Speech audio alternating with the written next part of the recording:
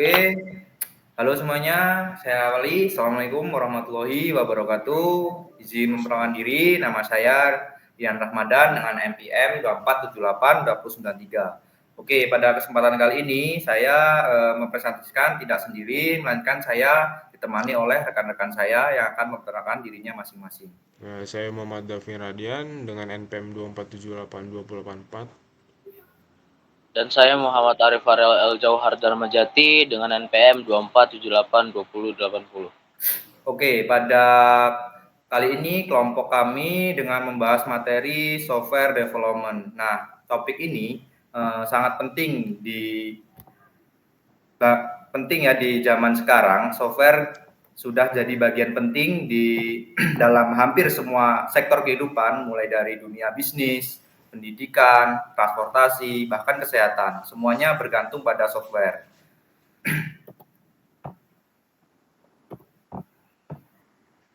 Kita bisa lihat contohnya. Yang pertama itu ketika kita pakai aplikasi mobile banking untuk transfer uang. Yang kedua itu ketika kita pesan makanan lewat aplikasi. Yang ketiga, bahkan alat medis di rumah sakit juga dikendalikan oleh software. Tapi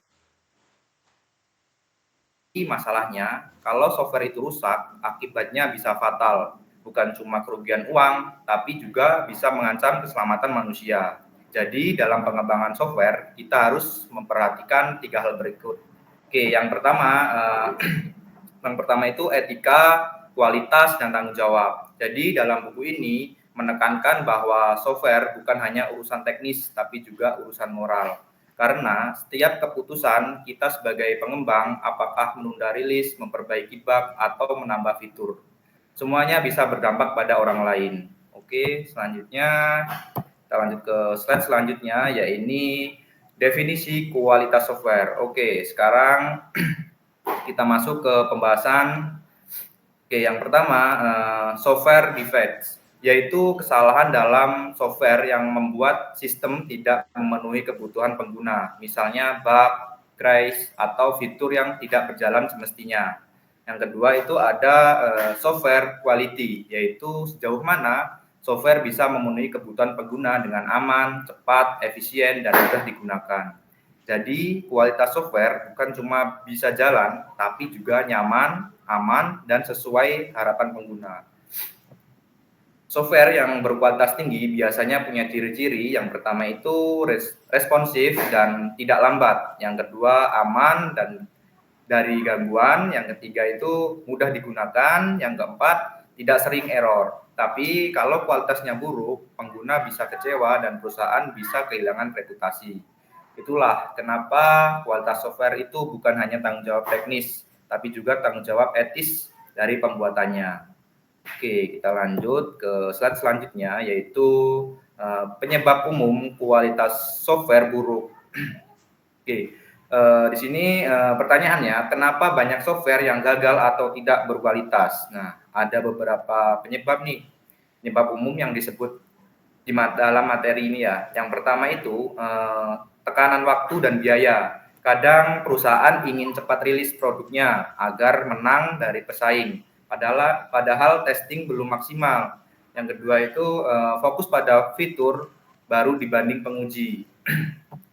Banyak tim lebih semangat menambah fitur baru daripada memperbaiki bug yang sudah ada. Yang ketiga, kurangnya pelatihan dan disiplin rekayasa perangkat lunak, yang artinya developer tidak mengikuti prosedur pengembangan yang baik. Yang keempat, tidak mendesain kualitas sejak awal. Padahal kalau kualitas dirancang dari awal, biaya perbaikan jauh lebih murah.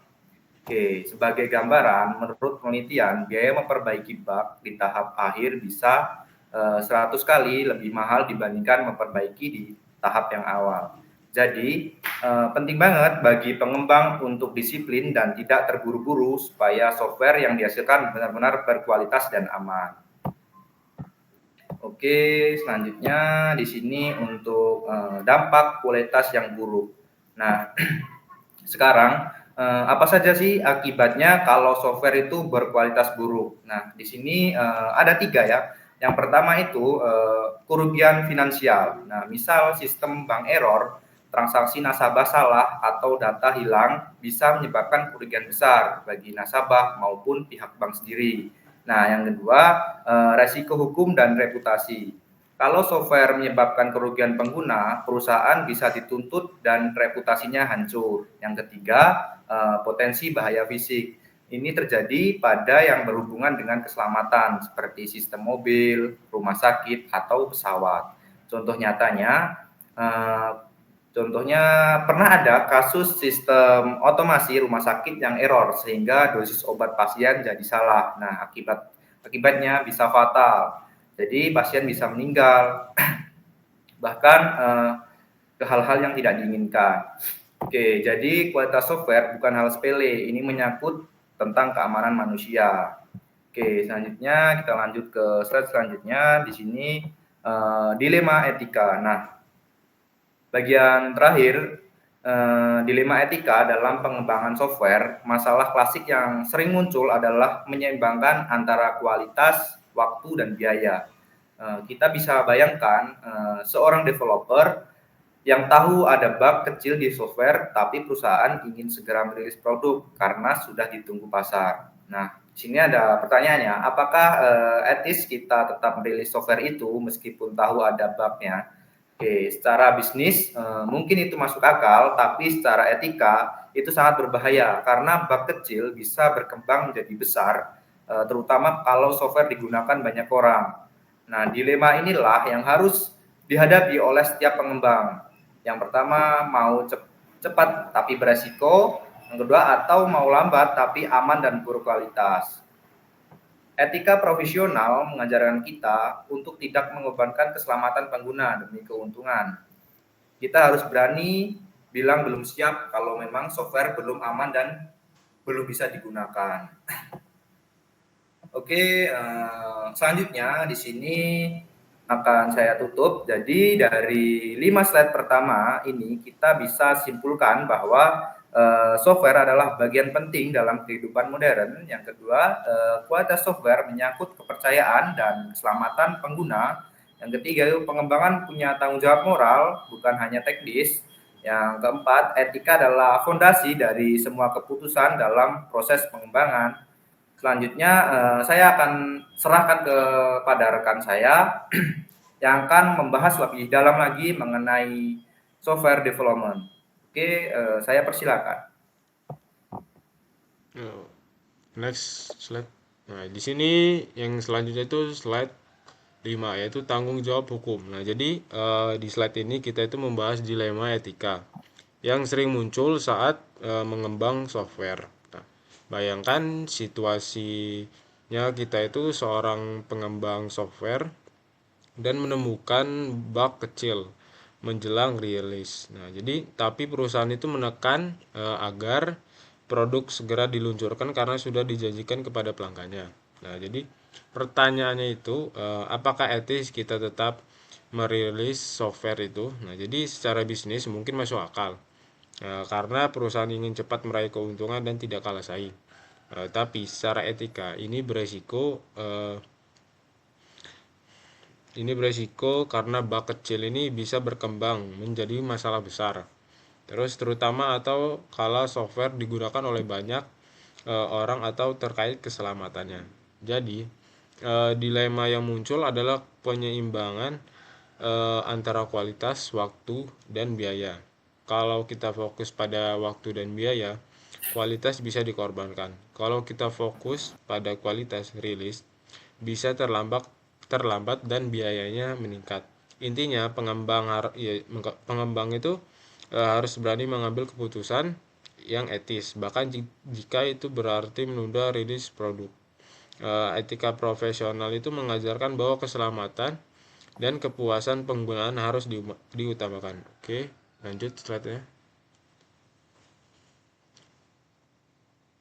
Nah, di sini selanjutnya itu ada slide yang ke-6, yaitu metodologi pengembangan software.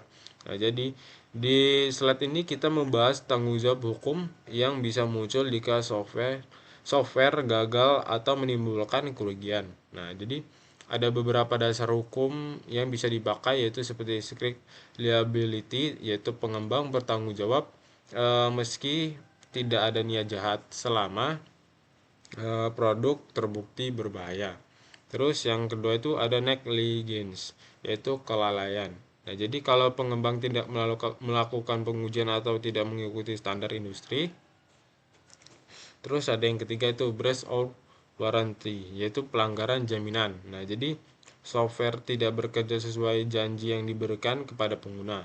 Terus yang keempat itu ada penyesatan, yaitu misrepresentation. Ya, jadi jika perusahaan menipu pengguna, misalnya menyembunyikan bug atau melebih-lebihkan kemampuan software. Nah, jadi jelas software bukan hanya produk digital, tapi juga bisa menjadi objek hukum. Pengembang harus sadar bahwa setiap bug itu kesalahan desain atau pengujian yang dilewatkan yaitu bisa menimbulkan konsekuensi hukum dan finansial. Oke, next.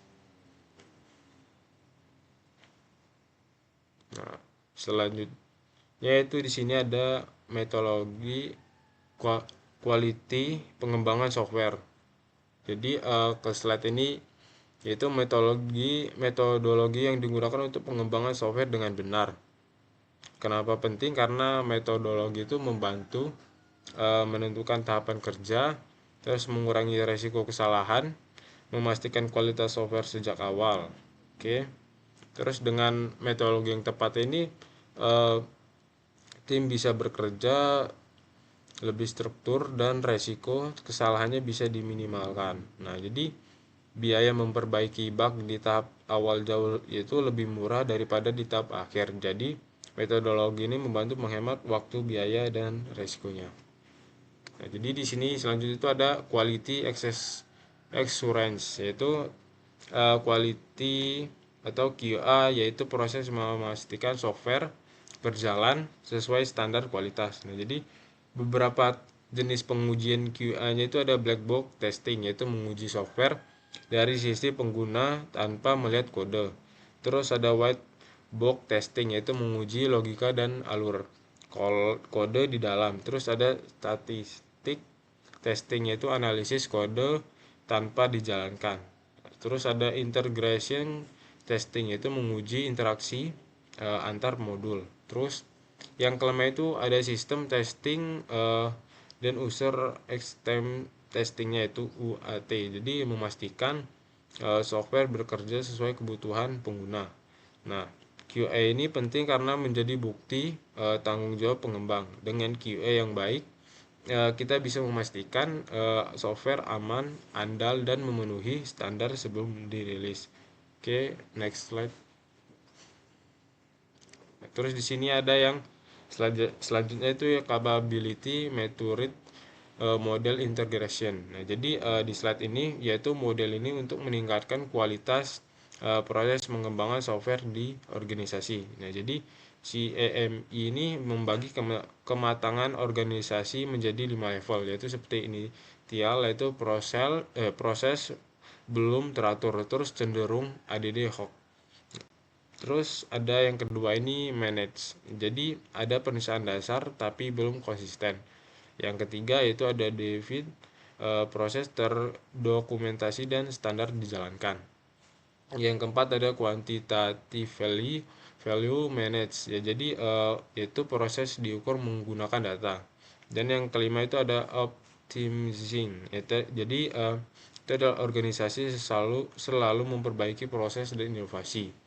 Nah, jadi organisasi dengan level tinggi itu biasanya seperti lebih efisien, lebih tepat waktu, dan menghasilkan software berkualitas tinggi. Nah, jadi CEMI ini membantu memastikan proses pengembangan lebih matang dan resiko kesalahan lebih rendah.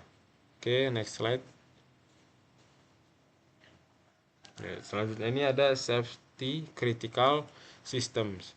Nah, jadi di slide ini yaitu sistem yang kalau gagal bisa menyebabkan cedera atau kematian. Contohnya itu seperti sistem kendali pesawat, terus ada alat medis seperti ventilator, terus sistem nuklir, dan sistem mobil otomatis. Nah, jadi software ini untuk sistem seperti ini harus sangat aman.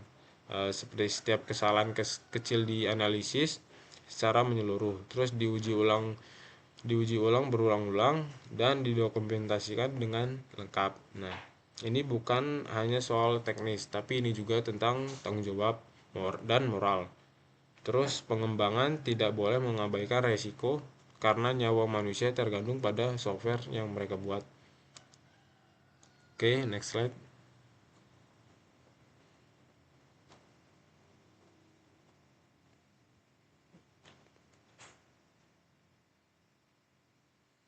Terus di sini ada slide selanjutnya, yaitu prinsip keamanan dan resiko, yaitu seperti risk analysis ini peluang, deteksi, dan dampak.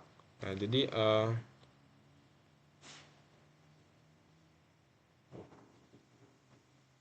bentar. Jadi prinsip keamanan dan risiko pengembangan itu biasanya berfokus pada memastikan bahwa software aman dari kesalahan, penyalahgunaan, dan risiko yang bisa membahayakan pengguna. Nah, terus berikut beberapa prinsip utama yang biasanya diterapkan, seperti less privilege, yaitu setiap modul atau pengguna hanya diberikan hak akses yang diperlukan untuk menjalankan tugasnya. Contoh seperti jika sensor keamanan gagal membaca sistem, harus memastikan proses berisiko daripada membiarkannya berjalan. Oke, next slide. Slide selanjutnya itu reliability versus safety. Nah, jadi reliability itu memiliki kemampuan sistem yang tetap berfungsi, dan safety itu kemampuan sistem berfungsi tanpa bahaya. Terus sistem ini bisa andal tapi tidak aman. Pentingnya desain itu antarmuka manusia dan mesin. Jadi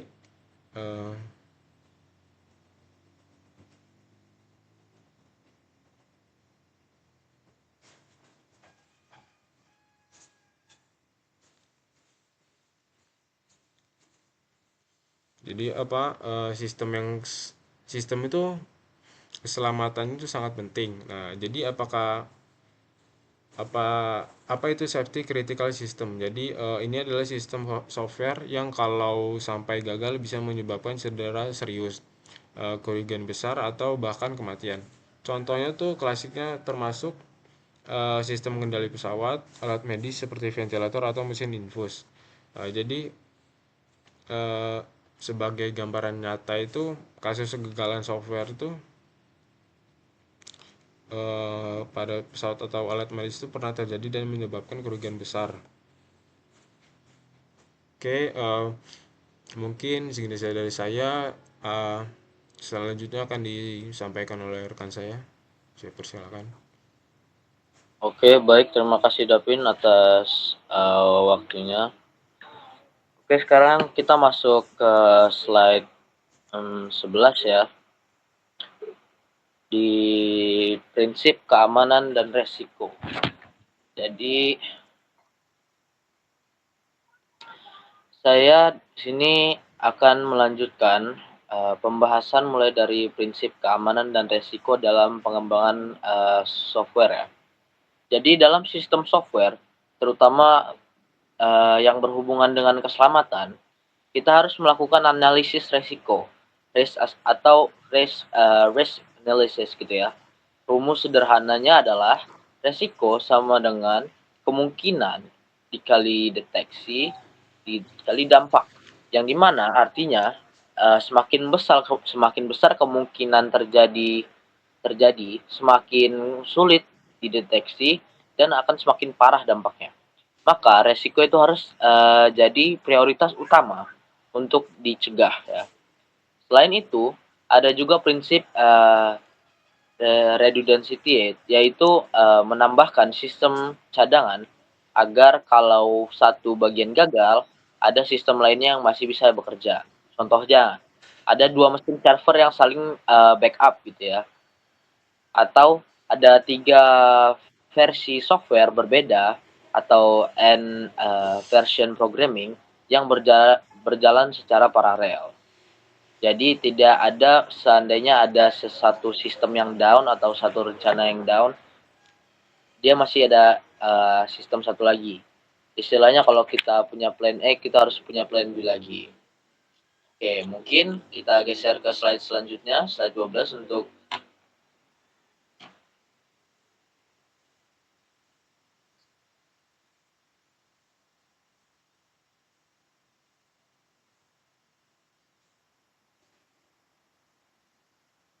udah kasih.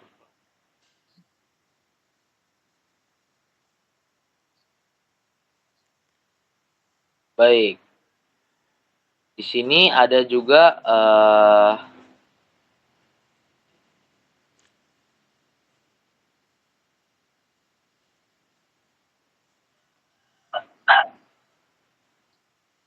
sorry, kita masih masuk slide di ini, Rian. Slide apa namanya? Slide ISO and FMA. Nah ya. Oke, jadi di slide 11 ya, sorry. Jadi untuk apa? Memastikan kualitas global, banyak perusahaan memakai standar ISO 9001 ini dan FMA ini. Jadi ISO 101 ini adalah standar internasional untuk manajemen mutu ya. Kalau perusahaan punya sertifikat ini, artinya mereka punya proses kerja yang terukur dan terkontrol. Untuk FMA sendiri atau Failure Mode and Effect Analysis, ini digunakan untuk menganalisis potensi kegagalan sistem berdasarkan 3 hal. Yang pertama ada severity, berapa parah dampaknya. Kedua, occurrence, beberapa sering biasanya terjadi. Dan ketiga, ada detection, seberapa mudah dideteksi gitu ya. Dengan FMA dan tim bisa tahu bagaimana dari sistem yang paling beresiko dan memperbaikinya sebelum terlambat. Oke, selanjutnya Rian.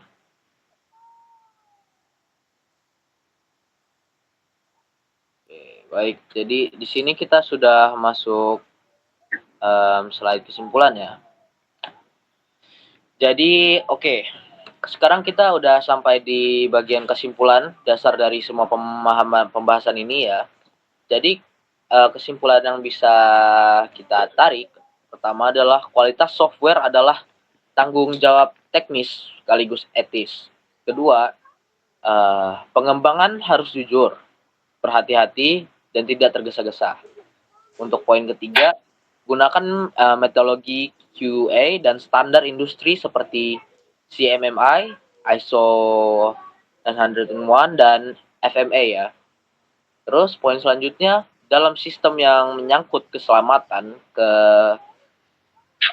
keselamatan manusia gitu ya, adalah prioritas utama.